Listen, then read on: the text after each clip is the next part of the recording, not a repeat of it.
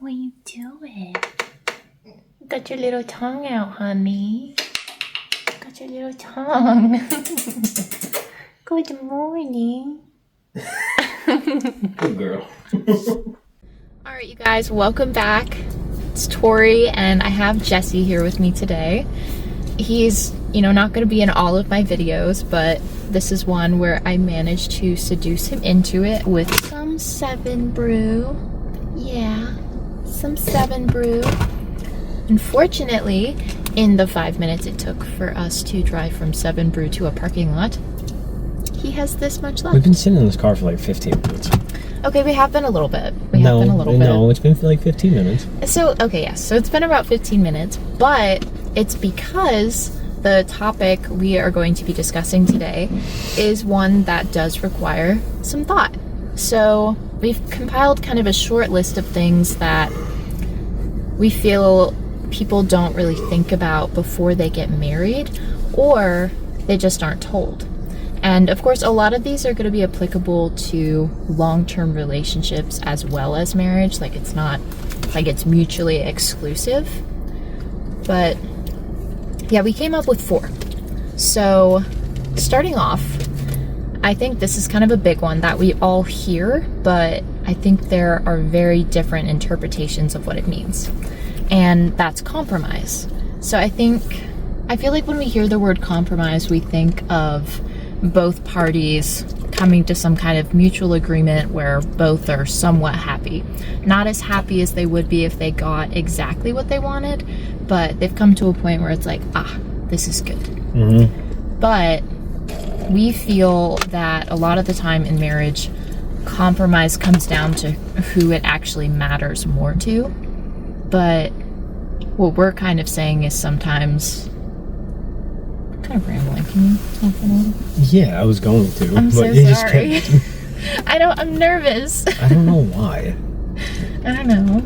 We're sitting in a car in a parking lot. I have 7 Brew. Yeah, there's nothing to be nervous about, but... I ramble. I know. The main part that she's trying to get after is we're talking about a hill. It's the best way to put it. That's how it's been described to us. By my parents. Yep. Like within our marriage is like, what hill are you willing to die on?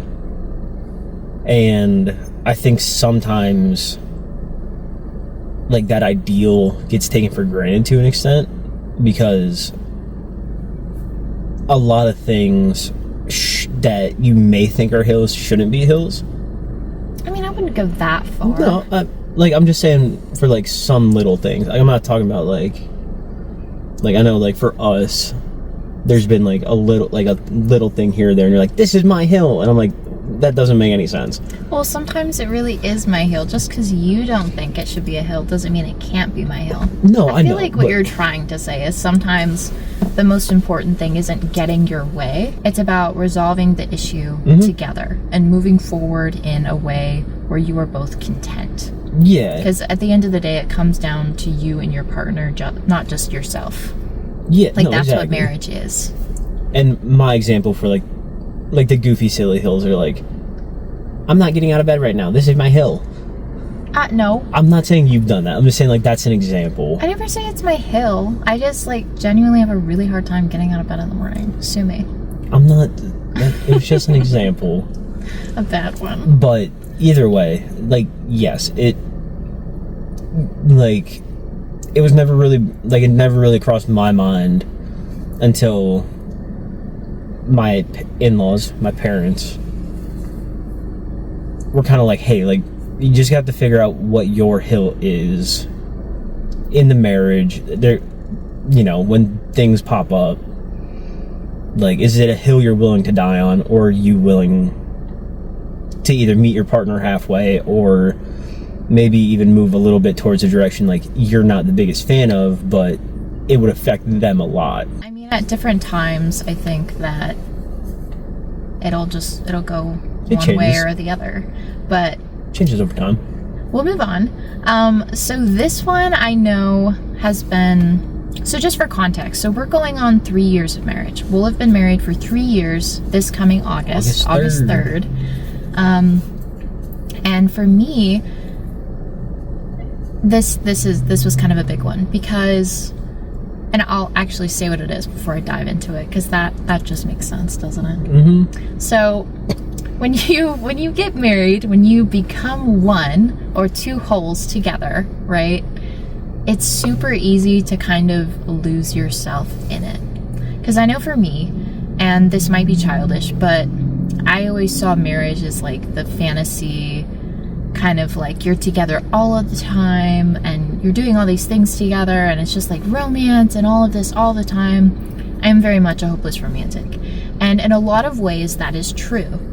But what you might forget, or getting swept up in the moment, is each individual person needs their own time to kind of decompress and have their own life to some extent.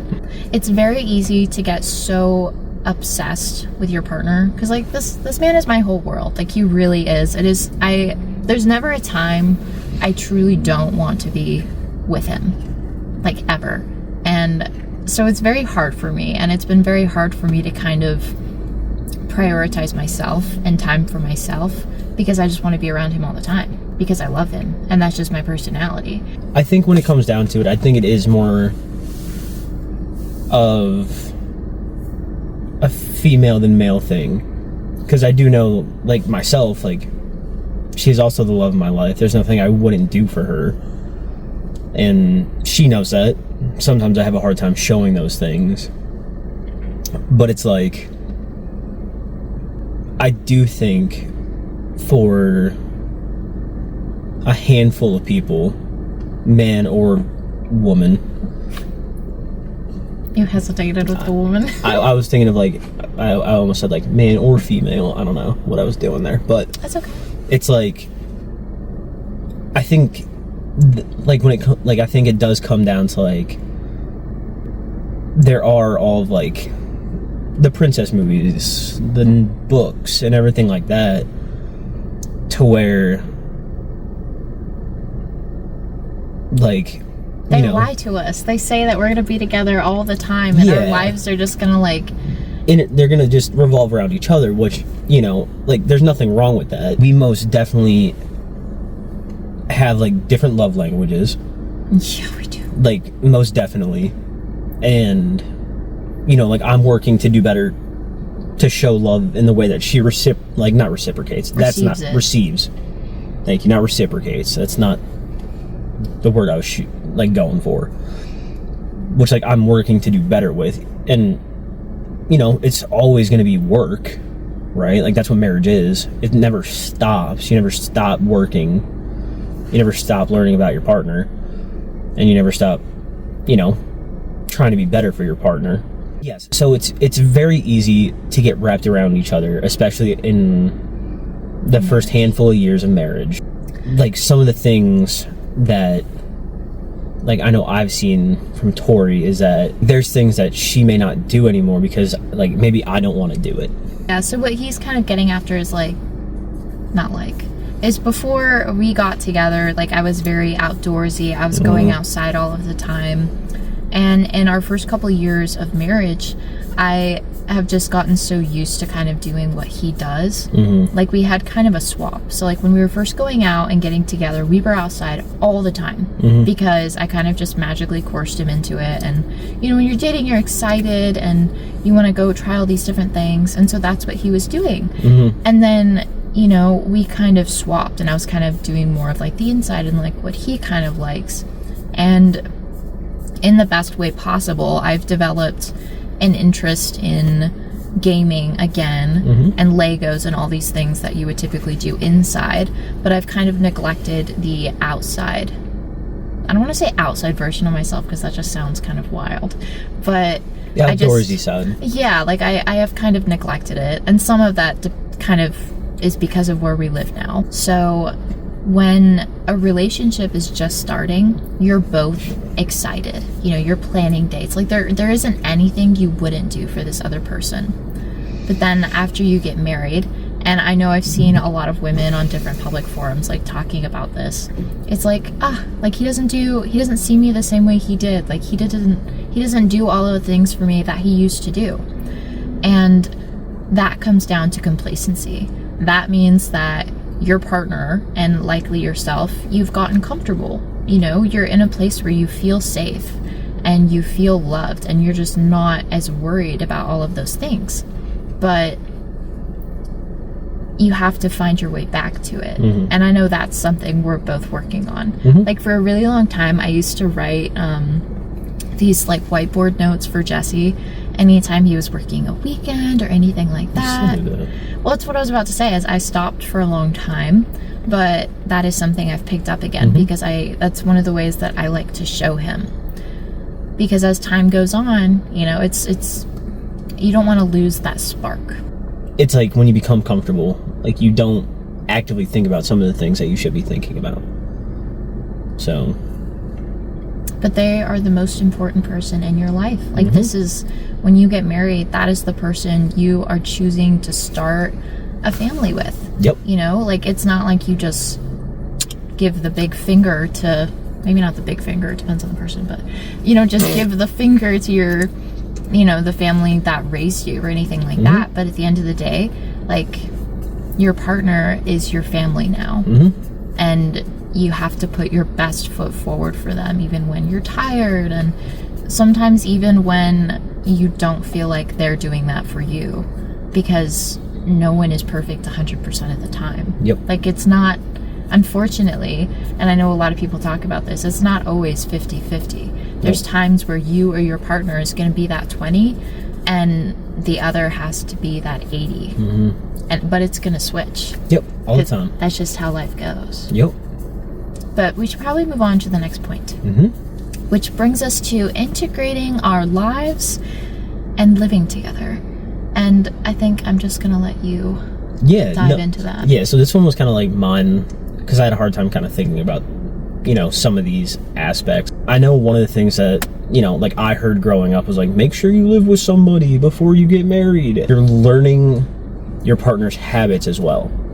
Like, you may have had an idea of them, like if you stay the night with them or anything like that, but living together is a completely different animal. Because, and so are they. Yeah. They are a completely different animal. And so it's like, like you're learning all of their habits, all their nuances, their quirks, like the things that might, quirks? Quirks? Quirks. They're quirks. Bottle. Yep, bottle. But it's like, you're just learning all of that, and that takes time. Don't be afraid to, like, fuck up when you're learning these things, because, like, you may do dishes one way and they may do dishes another, and, you know, they may want to clean more, you may not, and it's like, that also comes back to the compromise. That also comes back to a bunch of different things we already talked about.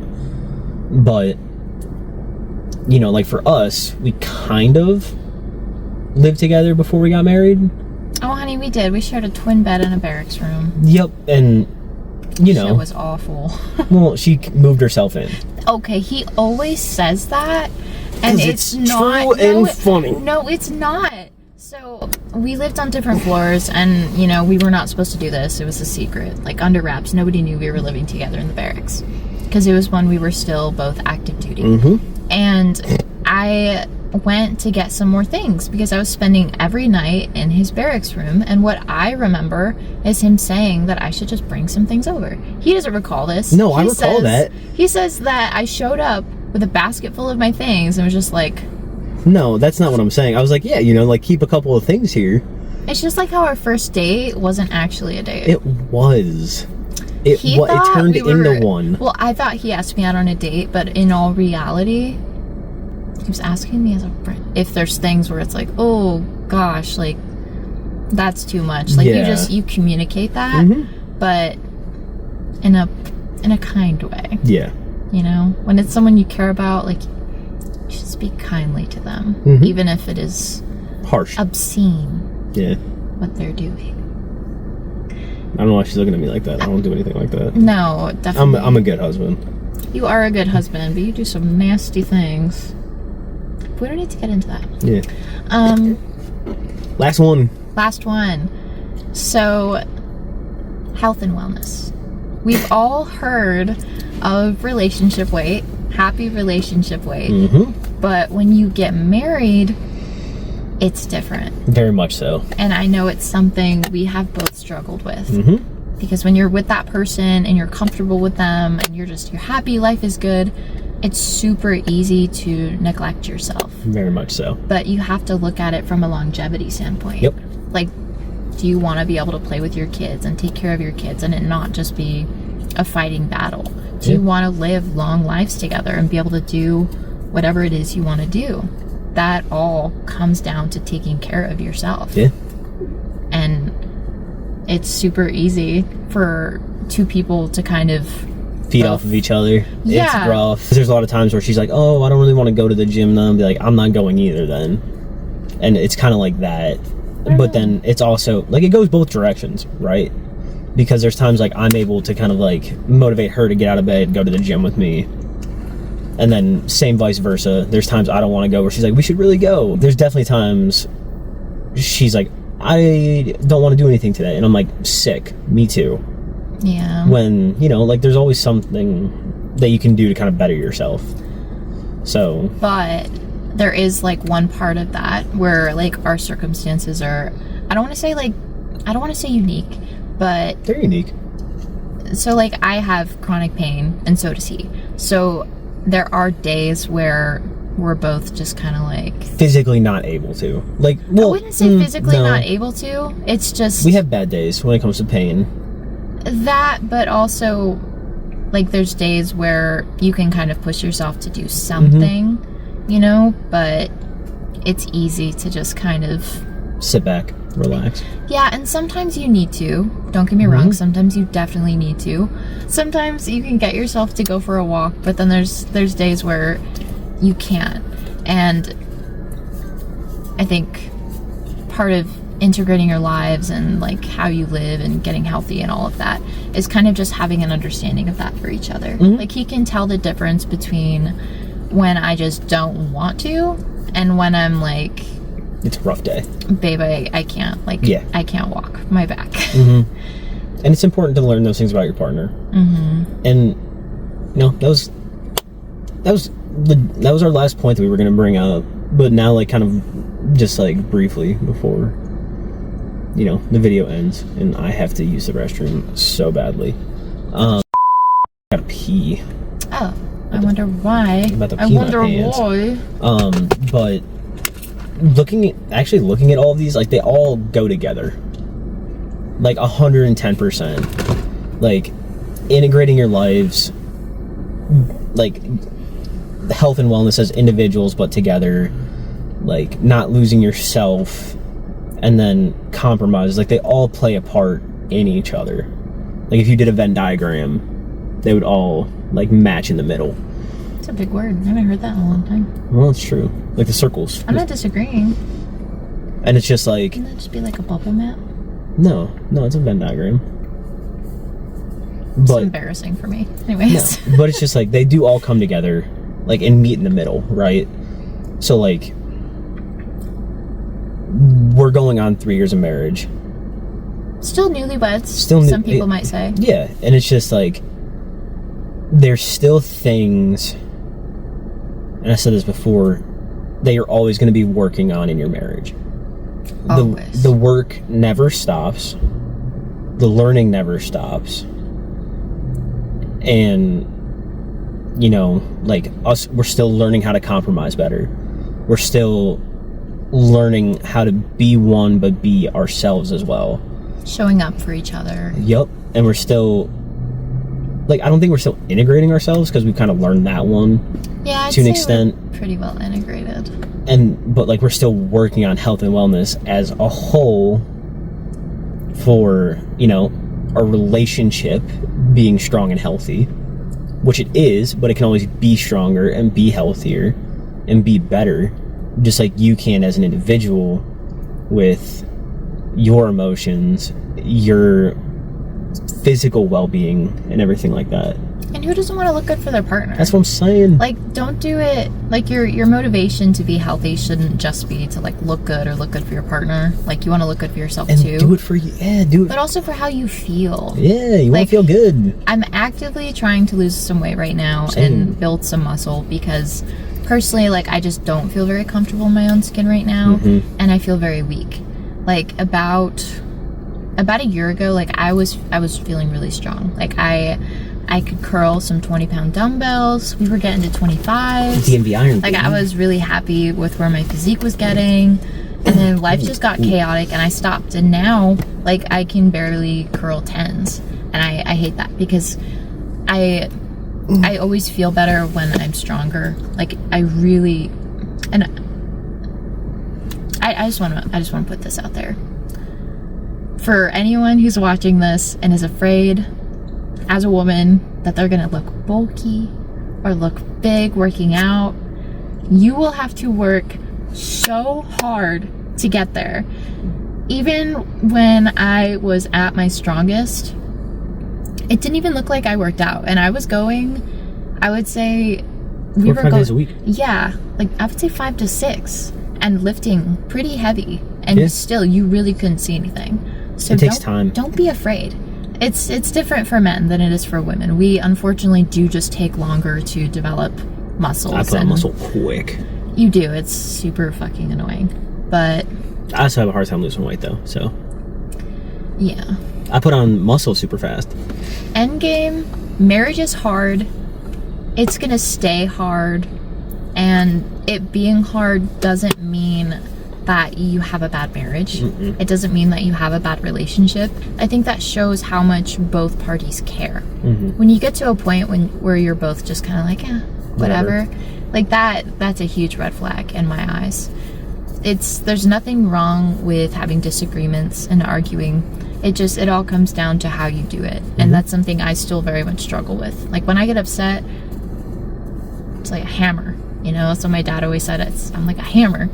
And you don't want to be a hammer to your partner's nail. Like, it's not how it's supposed to be. That's not how I would want him to treat me, and he never has. So why would I do that to him? But marriage is about growth as individuals. It's about growth as a couple. And I don't know. It's one of the most incredible things that's ever happened to me.